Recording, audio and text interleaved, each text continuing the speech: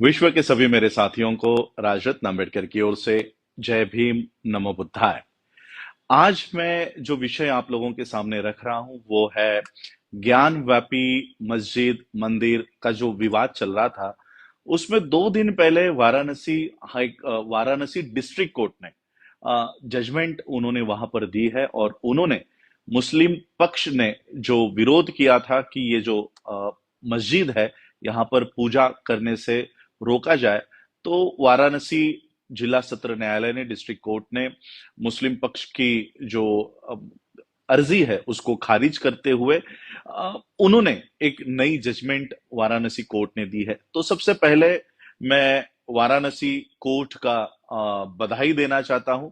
हिंदू पक्ष की जो औरतों ने ये पिटीशन डाली थी, मैं हिंदू पक्ष को भी बधाई देना चाहता हूं कि उन्होंने भारत के बौद्धों का एक बहुत बड़ा मसला उन्होंने हल किया है। और वो कैसे हल किया है और भारत के बौद्धों को किस तरह से इस वाराणसी जिला सत्र न्यायालय के जजमेंट का इस्तेमाल अपने फेवर में करना चाहिए, ये मैं आज आप लोगों को एक 5 मिनट में आप लोगों को समझाना चाहता हूं।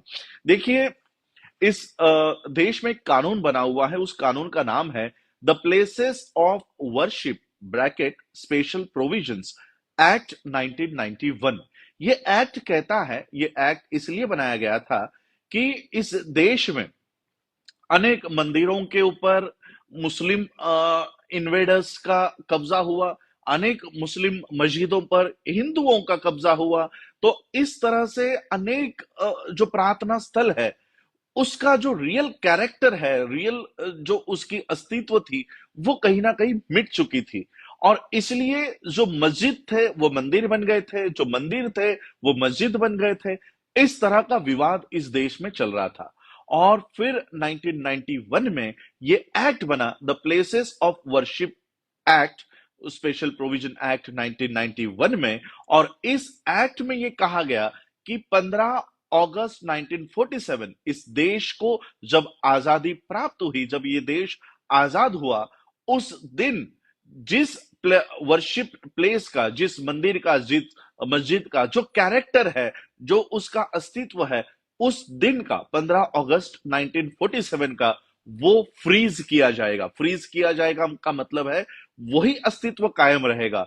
भले कोई मंदिर हो, पुराना 2500 सालों का कोई मंदिर हो, लेकिन अगर 15 अगस्त 1947 को वो मस्जिद बन चुका है, अगर वो मस्जिद हो गया है, तो वो मस्जिद ही कहलाएगा। और आने वाले हर एक फ्यूचर गवर्नमेंट्स में या किसी भी तरह से उसका कैरेक्टर चेंज नहीं होगा। और उसी तरह से 2500 सालों से कोई अगर मस्जिद वो बनी हुई है, लेकिन 15 अगस्त 1947 को अगर वो मंदिर में बदल चुका है, वो मंदिर हो गया है, तो वो मंदिर ही रहेगा। आने वाली कोई भी गवर्नमेंट इसको कभी चेंज नहीं करेगी। इस तरह का ये एक्ट बनाया गया है। इसमें, इस एक्ट में और एक सेक्शन डाला हुआ है, सेक्शन 4 सबसेक्शन 2। ये सेक्शन 4 सबसेक्शन 2 कहता है कि किसी भी तरह का सूट, किसी भी तरह की प्रोसीडिंग या किसी भी तरह की अपील, इस ये जो कैरेक्टर चल रहा है मंदिर मस्जिद, इसमें बदलाव नहीं होगा।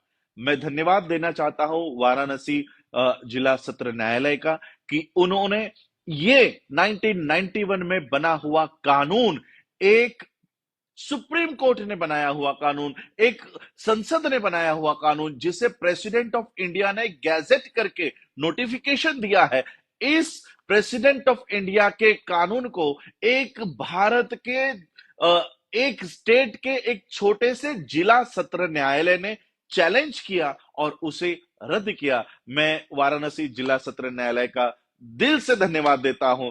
और उन्होंने जो आज ये एक्सेप्ट किया है कि वहां पर भले वो मस्जिद है, लेकिन हम वहां पर पूजा करने की अनुमति दे देते हैं। और वहां पर छानबीन, आप लोगों ने टीवी पर देखा होगा कि पिछले उस समय शायद मैं लंदन में था और लंदन में टीवी में देख रहा था कि ज्ञानव्यापी मस्जिद में छानबीन हो रही है, कैमरा लेकर आर्कियोलॉजिस्ट को बुलाया जा रहा है, फव्वारा है या शिवलिंग है, इस पर बहस हो रही है। तो आज जिला सत्र न्यायालय ने मुस्लिम पक्ष की जो अर्जी है उसे खारिज करते हुए कहा कि नहीं, 1991 का कानून हम इसे नहीं मानते, हम इसमें छानबीन करने की पूरी आजादी दे रहे हैं।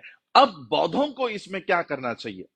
देखिए, अगर किसी मस्जिद में सिर्फ किसी 5 औरतों की आस्था है या उन्हें लगता है कि वो जो फव्वारा है वो शिवलिंग है, इसलिए जिला सत्र न्यायालय वहां पर छानबीन करने की अनुमति देती है। और वहां पर अगर कल को अगर वो आर्कियोलॉजी डिपार्टमेंट ने कह दिया कि ये शिवलिंग है, तो पिछले कई सालों से जो मस्जिद चली आ रही थी उसे मंदिर में तब्दील किया जा सकता है।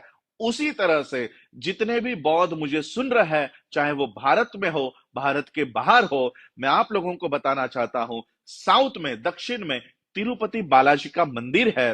वो मुझे लगता है कि वो तिरुपति बालाजी नहीं, वो बुद्ध है। उन गहनों के पीछे बुद्ध है और इसलिए अब मुझे लगता है कि उन गहनों को हटाया जाए और वहां की छानबीन की जाए। इसलिए वहां के तिरुपति के कोर्ट में जितने भी साउथ के लोग हैं, अंबेडकराइट्स है, बुद्धिस्ट है, एक याचिका तिरुपति कोर्ट में डालनी होगी कि मुझे लगता है कि तिरुपति बालाजी ये तिरुपति बालाजी नहीं, ये बुद्ध है, उसकी भी छानबीन होनी चाहिए। एक पिटीशन हमें वहां लगानी होगी। मैं जिला सत्र न्यायालय वाराणसी का इसलिए स्वागत कर रहा हूं कि उन्होंने भारत के तमाम बौद्धों के रास्ते खोल दिए हैं, क्योंकि आज जो आपके मंदिर है, आपका जगन्नाथपुरी का मंदिर है, आपका तिरुपति बालाजी है, महाराष्ट्र का पंढरपुर है, अब सारे जगहों पर वाराणसी जिला सत्र न्यायालय के इस जजमेंट का इस्तेमाल करते हुए हम ये सारे केसेस सारे मंदिरों के ऊपर डालेंगे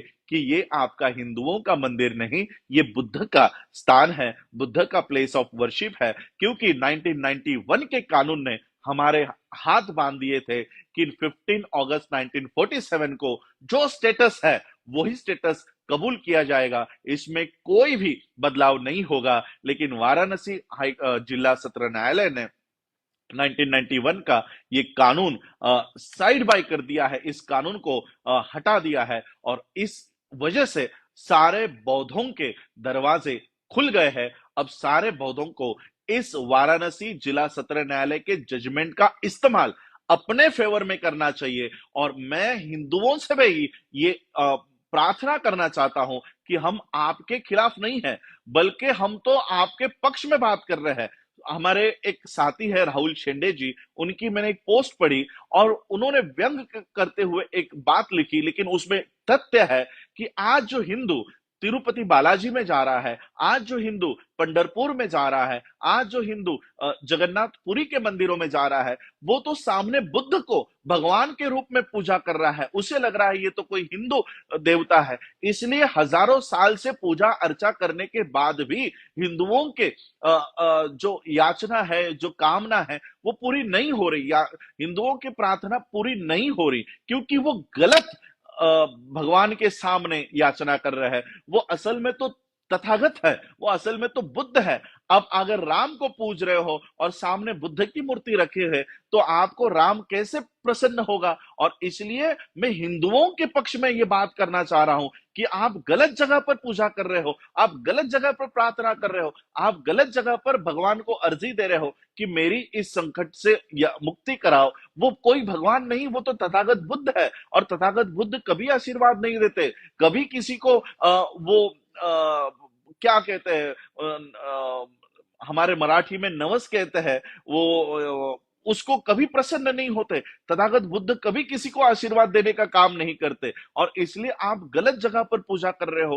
हिंदुओं को यह समझ जाना चाहिए कि ये तो हमारा मंदिर नहीं है, ये तो हमारे भगवान का मंदिर नहीं है, और इसलिए उनको उस जगह पर जाकर पूजा अर्चा बंद करनी चाहिए। और जहां पर आपका असली भगवान है वहां पर जाकर आपको पूजा करनी चाहिए। और इसलिए ये जो प्रार्थना स्थल आप लोग गलत जगह पर प्रार्थना कर रहे हो, मंदिरों में प्रार्थना कर रहे हो, यह बंद करना चाहिए। और इसका असली कैरेक्टर 2500 साल पहले, 2000 साल पहले जो इन प्लेसेस ऑफ वर्शिप का असली कैरेक्टर है, वो कैरेक्टर आज हम लोगों को एस्टैब्लिश करना चाहिए। जितने भी मेरे साउथ के साथी हैं, मेरे बाकी बुद्धिस्ट सोसाइटी ऑफ इंडिया के जितने भी कमिटीज है, उन सबको मैं ये आज इस वीडियो के माध्यम से बताना चाहता हूं कि जितने भी फैक्ट्स आपको उस मंदिर के बारे में, उसके रियल कैरेक्टर के बारे में एस्टैब्लिश कर सकते हैं, वो सारे ऑन रिकॉर्ड दीजिए। वकील देने का काम मैं करता हूं, सुप्रीम कोर्ट के वकील देने का काम मैं करता हूं, ड्राफ्ट तैयार करने का काम मैं करता हूं, पिटीशन तैयार करने का काम मैं करता हूं।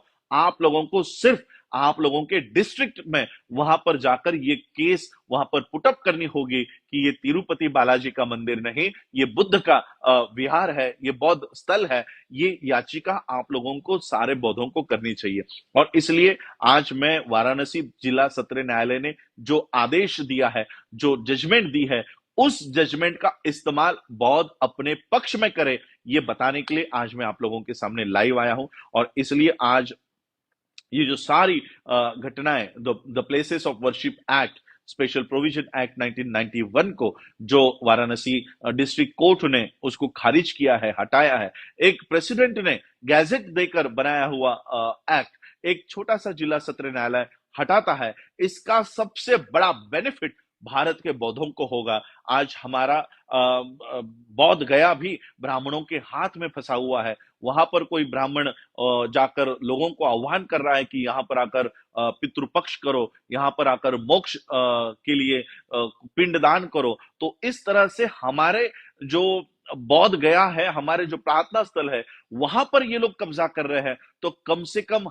उनके कब्जे में हमारे जो प्रार्थना स्थल है, बौद्ध विहार है, उसको छुड़ाने की मुहिम अब हम लोगों को हाथ में लेनी चाहिए। जितने भी एडवोकेट्स, लीगल फर्म के लोग मुझे सुन रहे हैं, सभी लोगों ने अपने अपने जिलों में जहां पर ये मंदिर पड़ते हैं, उन मंदिरों के ऊपर ये याचिका दायर करनी चाहिए। और हम कोई गैर कानूनी मांग नहीं कर रहे हैं। जो वाराणसी जिला सत्र न्यायालय ने ऑलरेडी जजमेंट दी है, अगर वाराणसी जिला सत्र न्यायालय जजमेंट दे सकता है, तो तिरुपति जिला सत्र न्यायालय भी उसको इस बेसिस पे जजमेंट देनी होगी। और तिरुपति में भी इन्वेस्टिगेशन होना चाहिए, और वही पंढरपुर जिला सत्र न्यायालय को भी ये जजमेंट देनी होगी, क्योंकि ऑलरेडी वाराणसी ने ये जजमेंट दी है। और वाराणसी की जजमेंट सभी जिला सत्र न्यायालयों के ऊपर बंधन कारक होती है। और इसलिए पंढरपुर हो, तिरुपति हो, वहां पर याचिकाकर्ताओं ने मुझे संपर्क करके सारा ड्राफ्ट, सारा मटेरियल मैं आपको देता हूं।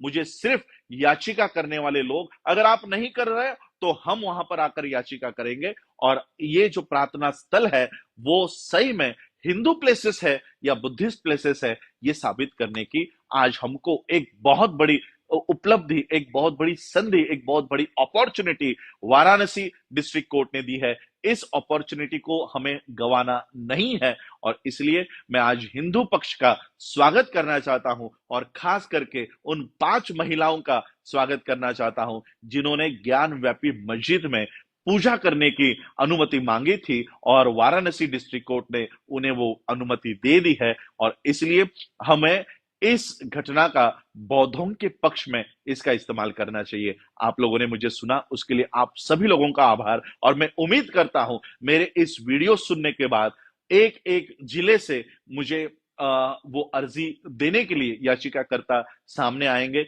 ऐसी उम्मीद करता हूं। जय भीम, जय भारत, जय बुद्ध। चॅनेलला सबस्क्राईब करा व बेल आयकॉन बटनला प्रेस करा, जेणेकरून तुम्हाला आमच्या नवनवीन व्हिडिओचे नोटिफिकेशन सगळ्यात